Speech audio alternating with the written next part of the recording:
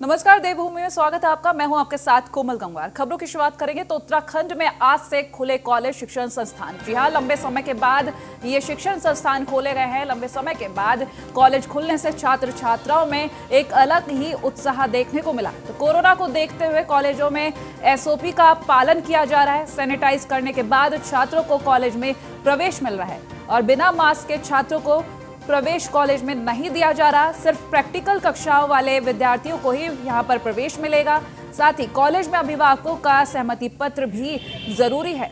कॉलेजों में सिर्फ प्रैक्टिकल कक्षाएं ही होंगी, थ्योरी की कक्षाएं ऑनलाइन ही चलेंगी। तो लंबे समय से शिक्षण संस्थान बंद चल रहे थे, जो आज खोल दिए गए हैं और छात्रों में एक अलग ही उत्साह देखने को मिला। हालांकि एसओपी का पालन भी किया जा रहा है। राज्य सरकार की और केंद्र सरकार की जो हमारा दिशा निर्देश है उसके अकॉर्डिंग हम लोग अपना वर्क कर रहे हैं और हमें उम्मीद है कि विद्यार्थी भी अपने उसी के साथ जब चलेंगे तो वो लोग अपना वो काम पूरा कर पाएंगे और उन्हें जो है किसी भी तरीके की ऐसी समस्या नहीं आएगी जो उन्हें परीक्षाओं में या कोर्स को लेकर हो। जो एसओपी है उसके मुताबिक पालन किया जा रहा है तमाम व्यवस्थाओं का। जी हाँ, बिल्कुल। हम लोगों ने कई दौर की मीटिंगें की। हमारे जो सीनियर मोस्ट प्रोफेसर्स हैं, जो हमारे मुख्य नियंता हैं और डीन हैं फैकल्टी के, उन सबके संग करीब 2-3 दौर के हम लोगों ने वार्ता करी। उसके बाद सारी वो व्यवस्थाएं लागू करने का प्रयास कर रहे हैं। आप देख ही रहे हैं कि किसी भी स्टूडेंट को बिना मास्क के अंदर नहीं जाने दे रहे हैं। हम लोग वापस भेज देते हैं उसे और सैनिटाइजेशन का पूरा प्रॉपर वर्क किया गया है। डेली सैनिटाइजेशन किया जाएगा। उन क्लास जो पढ़ाई छुट्टी थी वो हमारे डीएवी महाविद्यालय द्वारा टीचरों द्वारा ऑनलाइन पढ़ाई उनकी जारी थी। ऐसा कोई नहीं कि बच्चों का कोर्स छूट गया है। थोड़ा बहुत ये जिन बच्चों ऑनलाइन क्लास नहीं ले पाए थे अब उनको कवर करा जाएगा। बच्चों को स्पेशल कक्षाएं चलाई जाएगी उनकी। तो हमारे कॉलेज का ये है, अभी तक कोई ऑनलाइन ऐसे बच्चों की पढ़ाई छुट्टी नहीं है। कोरोना के चलते काफ़ी लंबे समय से छुट्टियां रही, आज खुला है। किस तरह का आप लोग माहौल यहाँ पर देख रहे हैं और क्या चाहिए? देखिए, माहौल से हमारे गेट पे सैनिटाइजिंग हो रही है, थर्मल स्क्रीनिंग हो रही है, सोशल डिस्टेंसिंग का पूरा पालन किया जा रहा है और सबके मास्क वगैरह चेकिंग हो रहे हैं। तो कॉलेज की व्यवस्था काफ़ी। तो लंबे समय से शिक्षण संस्थान बंद चल रहे थे, जो आज खोल दिए गए हैं और छात्रों में एक अलग ही उत्साह देखने को मिला है। तस्वीरें हम आपको दिखा रहे हैं देहरादून से। हालांकि पेरेंट्स के सहमति पत्र भी लिए जा रहे हैं और यहां पर सिर्फ प्रैक्टिकल कक्षाएं लगाई जा रही हैं। थ्योरी क्लासेस अभी भी ऑनलाइन ही जारी हैं। साफ कहना है यहाँ के अध्यापकों का कि जो भी छात्र बिना मास्क के यहाँ पर आ रहा है उसे हम वापस भेज दे रहे हैं।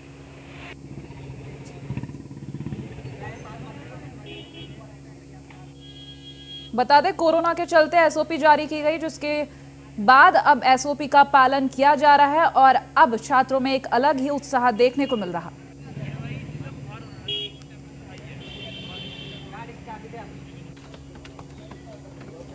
उत्तराखंड में छात्रों में एक अलग ही उत्साह देखने को मिला। बता दें, कोरोना को देखते हुए कॉलेजों में एसओपी का पालन किया जा रहा है और अध्यापकों की तरफ से भी खास ध्यान दिया जा रहा है कि कोई भी छात्र बिना मास्क के अंदर प्रवेश ना करे कॉलेज के। साथ ही छात्र भी कोशिश यही कर रहे हैं कि कोरोना से दूरी बनाई जाए मास्क के जरिए, सैनिटाइजेशन के जरिए। तो सिर्फ प्रैक्टिकल कक्षाएं जारी रहेंगी। ऑनलाइन क्लासेस, अभी भी थ्योरी की जो क्लासेस है ऑनलाइन ही चलेंगी।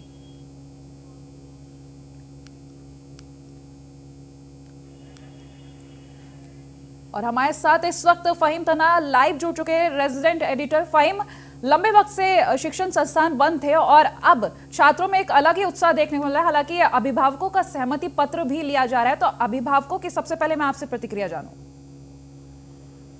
देखिए, इसमें अभिभावक राजी हैं ज्यादातर, क्योंकि जब हमने देखा कि हाई स्कूल और इंटर के भी बच्चों की क्लासेस शुरू हो चुकी हैं, उसमें भी अभिभावकों ने सहमति दी और जो एसओपी है कोरोना से बचाव को लेकर के, सावधानी को लेकर के, उसका पालन करते हुए या उसका पालन करने का जो आश्वासन था स्कूल प्रबंधन, कॉलेज प्रबंधनों की तरफ से वो दिया गया था और ऐसा ही अब भी देखने को मिल रहा है। लेकिन इसमें एक महत्वपूर्ण बात यह है कि एक संशय की स्थिति कॉलेज आज खुलने तक भी बनी रही कि क्या प्रवेश करने वाले छात्रों का कोविड टेस्ट होगा, एंटीजन टेस्ट होगा या उनकी रिपोर्ट मांगी जाएगी। इसको लेकर के देर शाम तक भी स्थिति स्पष्ट नहीं हो पाई और आज जो कॉलेज खुले हैं तो ऐसी तस्वीर वहां नहीं है कि जहां एंटीजन टेस्ट छात्रों के हो रहे हैं और ये संभव भी तत्काल रूप से संभव भी नहीं दिखता है। तो इसलिए जो कॉलेज में छात्र पहुंचे उनके जो रैपिड टेस्ट थे वो जरूर सबके प्रवेश द्वार पर हो रहे हैं और साथ साथ जो मास्क है, सोशल डिस्टेंसिंग है या सैनिटाइजेशन है, इसकी सारी व्यवस्था तो है,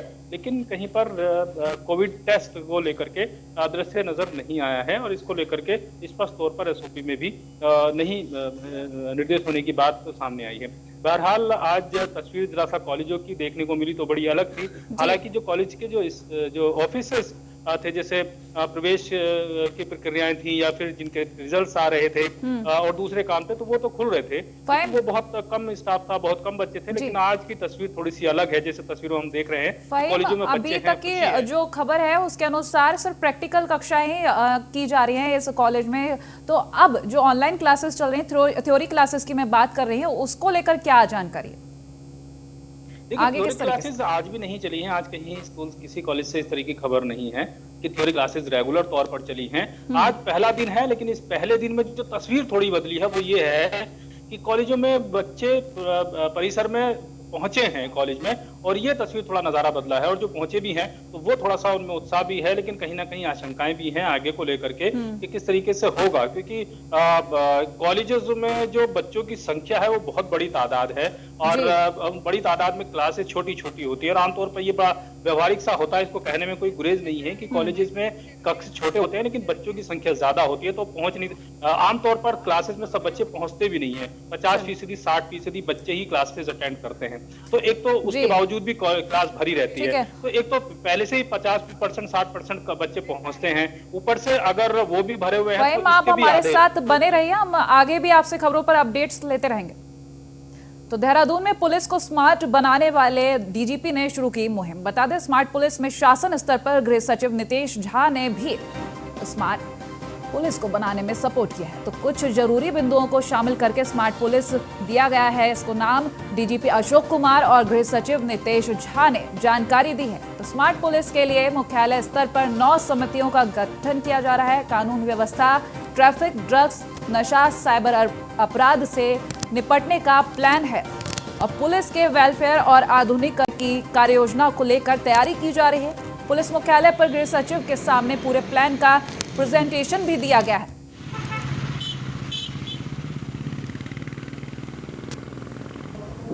अपने साथ में जो पीएसी के वाहन है, पीएसी के जो हमारा पैटर्न चल रहा है, यूपी पैटर्न का चल रहा है, पीएसी की कंपनी को एक बड़ी बस और 3 बड़े ट्रक अलाउड होते हैं और एक टाटा 400 5 बजे उस पैटर्न में चेंज करके, क्योंकि एक कंपनी में 3 प्लेटून होते हैं। नॉर्मली डिप्लॉयमेंट हमारे प्लेटून वाइज है, एक कंपनी में 100 आदमी हैं, तो वो क्योंकि एक बस तो एक ही होती थी, तो मूवमेंट 90% प्लेटून वाइज है, तो नॉर्मली वो अपने बैग एंड बैगेज आपने देखा होगा, अपना बिस्तर भी और चारपाई भी उसके इसमें ट्रक में ही लगे रहते हैं। तो सैद्धांतिक रूप से आप सहमत हो गए हैं कि भविष्य में उनको पीएसी के पैटर्न को चेंज करके पर कंपनी 3 मिनी बस और 3 मिनी ट्रक कर देते हैं। फिर जो है पुलिस मुख्यालय का ये तो अस्थायी भवन है, जगह कम है, आप समझ सकते हैं, तो एक स्थायी और प्रॉपर उपयुक्त भवन बनाने पे सैद्धांतिक सहमति हुई। इसके माननीय मुख्यमंत्री जी से भी हम दोनों की बात हुई थी, वो भी अच्छे से सहमत हैं कि वो भी तो बहुत बड़ा है, आपको पता है उन्होंने कितना 816 करोड़ रुपये का बनाया, हमें उतना नहीं जितना हमारी आवश्यकता है, उसके अनुरूप एक नया और भव्य भवन उत्तराखंड पैटर्न पे डिजाइन करके। पुलिस को स्मार्ट बनाने की पूरी तैयारी है और इस वक्त हमारे साथ फ़हीम दना बने हुए हैं, रेजिडेंट एडिटर। फ़हीम, जिस तरीके से हम देहरादून की अगर बात करें तो स्मार्ट सिटी बनाने की तैयारी की गई थी पहले, और अब यहाँ के पुलिस को स्मार्ट बनाने की तैयारी की जा रही है। डीजीपी ने ये मुहिम खुद शुरू की है। आगे किस तरीके से इसको आगे बढ़ाया जाएगा? देखिए, जो स्मार्ट शब्द इस्तेमाल किया गया है, जो रखा गया है, तो ये इसकी अगर फॉर्म देखें तो इसमें अलग अलग 9 बिंदुओं पर पुलिस की जिम्मेदारी तय की गई है। जैसे रेस्पॉन्सिबिलिटी की बात है, क्रेडिबिलिटी की बात है, मैनेजमेंट की बात है और सोशल जो बिहेवियर है उसकी बात है। तो ये इस तरीके से उन अलग अलग शब्दों का पहला वर्ड लेते हुए स्मार्ट शब्द बनाया गया है और स्मार्ट पुलिसिंग करने की तरफ ये पहल की गई है। तो इसमें अगर हम थोड़ा सा देखते हैं तो जो नया कंसेप्ट है उसके तहत पुलिस को बहुत ज्यादा एक्टिव होना पड़ेगा और एक्टिव पुलिस की परिकल्पना लेकर के डीजीपी ने ये प्लान तैयार करवाया है। और इसमें अगर ये प्लान धरातल पर उतरता है तो ये बात तो तय है कि उत्तराखंड पुलिस मित्र पुलिस का एक टैग लेकर के चलती है और बहुत हद तक, क्योंकि मित्र पुलिस की जो सबसे ज्यादा सहयोग देखने को मिलता है वो पर्यटन के क्षेत्र में मिलता है और पर्यटन ही उत्तराखंड की आर्थिकी की रीढ़ है। तो लिहाजा अगर ये स्मार्ट पुलिसिंग का कंसेप्ट फलीभूत होता है तो उत्तराखंड की पुलिस मुझे लगता है कि बाकी कई राज्यों से बेहतर एक पुलिसिंग होगी, जिसमें अपराधियों में खौफ और समाज में पुलिस के प्रति एक विश्वास, ये भावना उसमें बन सकती है। तो लिहाजा अभी कोशिश की जा रही है, लेकिन ये धरातल पे कैसे उतरेगा। और इसमें एक बात जो और महत्वपूर्ण अगर इस पर कह सकते हैं इस प्लान में, वो ये है कि पुलिस कर्मियों की जो समस्याएं होती हैं, उनकी दिक्कतें होती हैं, प्रमोशन से संबंधित, वेतन पेंशन से संबंधित, व्यवस्थाओं से संबंधित, उनकी तरफ कभी ध्यान नहीं दिया जाता। लेकिन इस प्लान में डीजीपी अशोक कुमार ने इसको सबसे प्रमुख यानी प्राथमिक आप हमारे साथ बने रहिए, आगे भी खबरों पर आपसे अपडेट्स लेते रहेंगे। तो यहाँ बढ़ रहे हैं अगली खबर की तरफ, जहां देहरादून में ही वन मंत्री हरक सिंह रावत ने दी दिलीप रावत के बयान पर सफाई। बता दें, पोखरो टाइगर सफारी से कंडी मार्ग को नुकसान नहीं, वन मंत्री का कहना। तो अधिक पर्यटक दबाव को देखते हुए बफर क्षेत्रों में टाइगर सफारी की हो सकती है स्थापना। तो पीएम मोदी ने ढिकाला भ्रमण के दौरान टाइगर सफारी की घोषणा की थी, वन मंत्री ने ऐसा बताया है। वहीं वन सलाहकार समिति की बैठक में टाइगर सफारी को सहमति मिली है।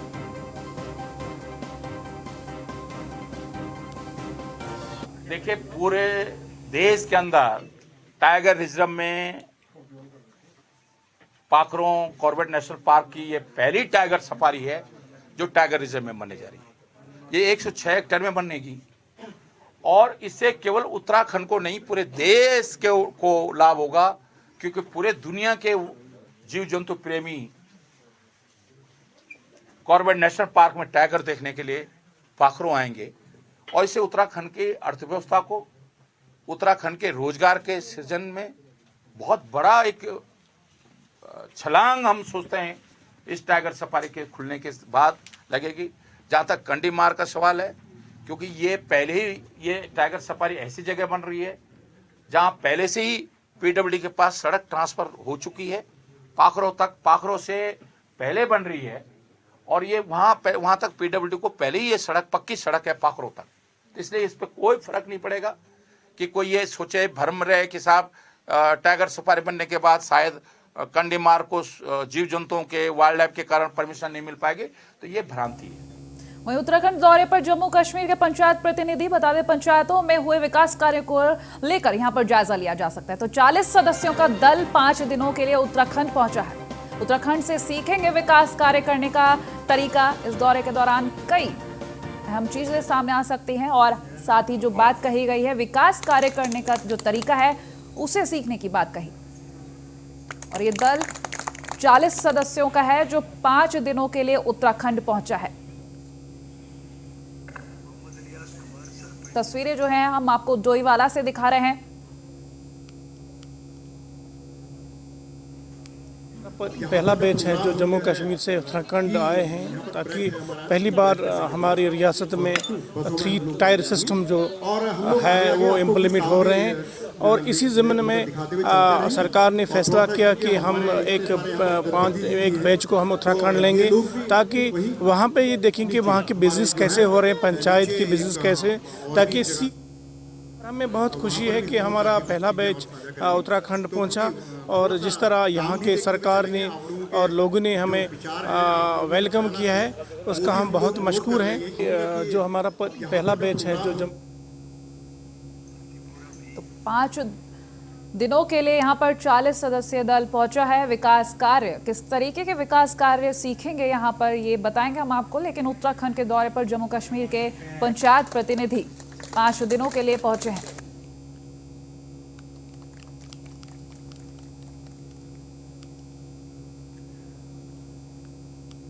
बता दें लगातार विकास कार्यों का जायजा लिया जा रहा है, किस तरीके के विकास कार्य हैं उनको सीखा भी जा रहा है और पहली बार ऐसा हुआ है कि ये दल यहां पर आया है। तो 40 सदस्यों का ये दल 5 दिनों के लिए। तो तो डोईवाला से संवाददाता महेंद्र चौहान इस वक्त हमारे साथ अधिक जानकारी के साथ जुड़ चुके हैं। महेंद्र, जिस तरीके से विकास कार्यों की अगर बात की जा रही है, पहली बार ये दल यहाँ पर आया है, इनका कहना है, तो किस तरीके के विकास कार्य रहेंगे जो सीख कर यहाँ से ये दल जाएगा?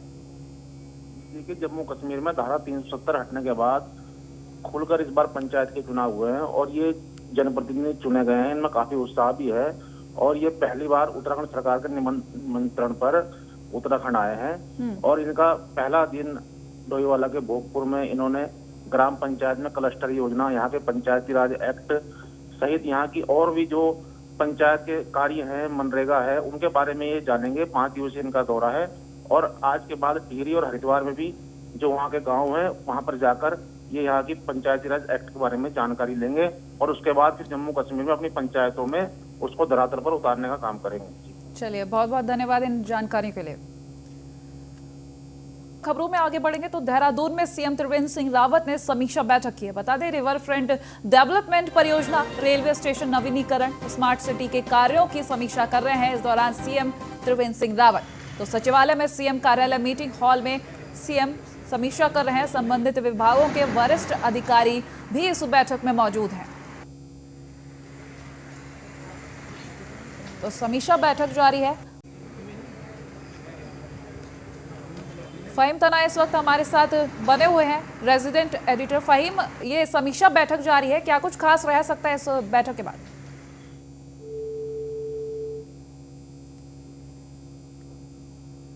फहीम, मेरी आवाज मिल पा रही है आपको? यहाँ शायद हमारा संपर्क टूट चुका है, लेकिन एक बार हम आपको फिर से बता दें कि सीएम त्रिवेंद्र सिंह रावत की समीक्षा बैठक जारी है, जिसमें रिवर फ्रंट डेवलपमेंट परियोजना, रेलवे स्टेशन नवीनीकरण, स्मार्ट सिटी के कार्यों की समीक्षा कर रहे हैं सीएम। साथ ही उनके साथ संबंधित विभागों के वरिष्ठ अधिकारी भी मौजूद हैं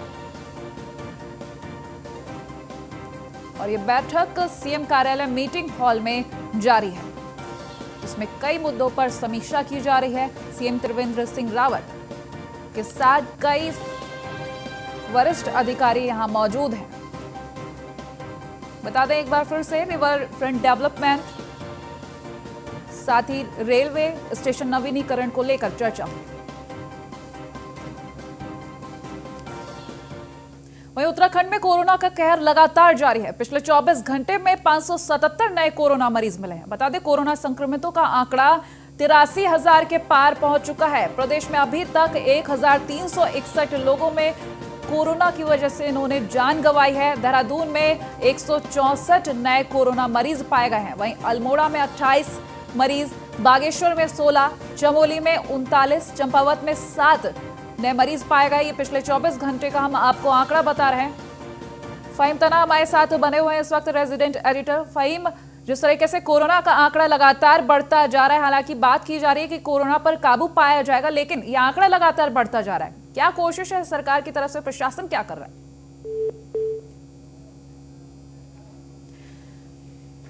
फहीम, यहाँ संपर्क टूटता हुआ नजर आ रहा है, लेकिन हम आपको लगातार बता रहे हैं कि उत्तराखंड में कोरोना का कहर जारी है।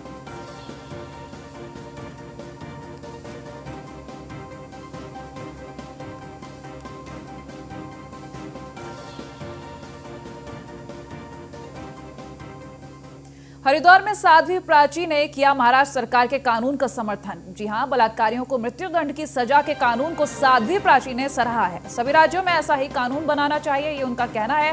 वहीं महाराष्ट्र सरकार की कैबिनेट में शक्ति एक्ट ड्राफ्ट को मंजूरी मिली है और जिसको साध्वी प्राची ने सराहा है। इस कानून के तहत बलात्कारियों को मृत्युदंड का प्रावधान है।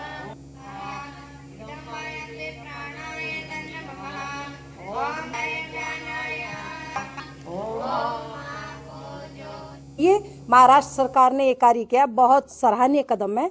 मैं इसकी भरसक प्रशंसा करती हूँ। अति सराहनीय कार्य किया है। केंद्र सरकार को भी तुरंत इस पर कड़े से कड़ा कानून बनाना चाहिए। सभी सरकारों को बनाना चाहिए भाई। नन्ही नन्ही बच्चियां हवस की शिकार बनती जा रही है। वैसे ही बेटियां हिंदुस्तान के अंदर कम है। ये उत्तर प्रदेश को भी पहल करनी चाहिए, उत्तराखंड को भी, राजस्थान को, हरियाणा को, मध्य प्रदेश को, सबको इस पर जल्दी से जल्दी कड़े से कड़ा कानून लाना चाहिए। जो महाराष्ट्र की सरकार कानून लेकर के आई है वो बहुत अच्छा कानून है, इसीलिए बलात्कारियों को जल्दी से जल्दी तुरंत से तुरंत फांसी। हरिद्वार में आईजी कुंभ संजय गुंजाल ने निरीक्षण किया है। हरिद्वार में बने घाटों पर उन्होंने भ्रमण किया। कुंभ को लेकर चल रही तैयारियों का इस दौरान उन्होंने जायजा भी लिया। तो गंगा पर बनने वाले अस्थायी पुलों का भी उन्होंने निरीक्षण किया है। कुंभ 2021 को लेकर सुरक्षा व्यवस्था का उन्होंने जायजा लिया। साथ ही जो घाट बनाए गए हैं उनका भी उन्होंने निरीक्षण किया। तो लगातार जो तैयारियां की जा रही हैं कुंभ को लेकर उनका जायजा लिया जा रहा है। और खुद आईजी कुंभ संजय गुंजाल ने यह निरीक्षण किया है। तो हम आपको ये हरिद्वार की तस्वीरें दिखा रहे हैं।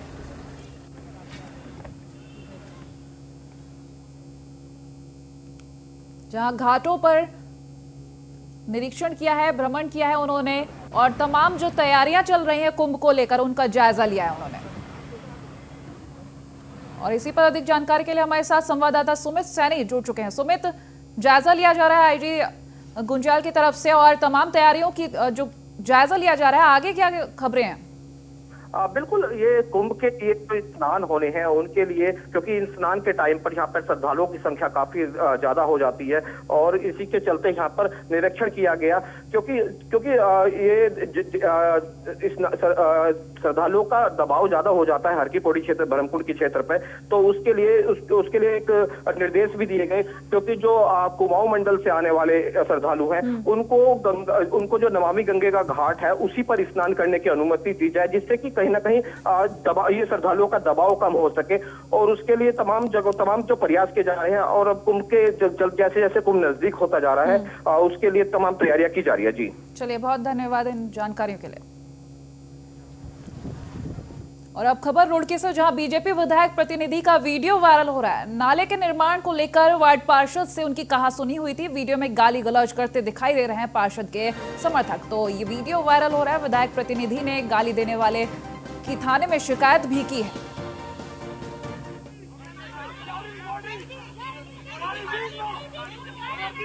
और ये वीडियो हम आपको दिखा रहे हैं जिसमें बीजेपी विधायक प्रतिनिधि दिखाई दे रहे हैं। ये वीडियो लगातार वायरल हो रहा है। नाले के निर्माण को लेकर वार्ड पार्षद से कहासुनी हुई थी, साथ ही गाली गलौज करते हुए भी दिखाई दे रहे हैं।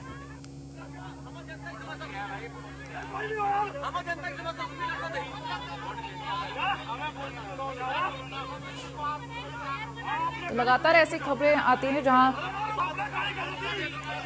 ऐसी कहासुनी देखने को मिलती है। और अब हम आपको ये रुड़की से तस्वीर दिखा रहे हैं जहां मामूली से विवाद को लेकर ये कहासुनी हुई। और इसी पर अधिक जानकारी के साथ हमारे साथ सुनील पटेल जुड़ चुके हैं, संवाददाता। सुनील, मामूली से कहासुनी थी और जहां ये वीडियो वायरल हो रहा है, किस तरीके से ये विवाद शुरू हुआ? कोमल, बिल्कुल बताना चाहूंगा, जिस तरीके से जो वीडियो वायरल हुआ है जबड़ा से भाजपा विधायक देशा अग्रवाल, उनके प्रतिनिधि है सतीश शर्मा जी, उनके साथ ये किसी बात को लेकर कहा सुनी हुई थी, क्योंकि नाला बन रहा था। नाले को लेकर उन्होंने कुछ आपत्ति जताई थी। जिस आपत्ति जताने के बाद जो है वहाँ पर प्रसाद और पार्षद के समर्थक वहाँ पर इकट्ठे हो गए थे। किसी कहा सुनी को लेकर के किसी समर्थक के द्वारा जो है जो विधायक प्रतिनिधि है उनको गाली दे दी गई, जिसके बाद वो पूछते रहे भाई गाली क्यों दी, लेकिन उसका जवाब कोई देने को तैयार नहीं हुआ। जिसके बाद जो है जो सतीश शर्मा है उन्होंने किसी बात तहरीर भी दे दी है। अब देखने वाली बात ये होगी कि आगे जो पुलिस है वो क्या कार्रवाई करती है।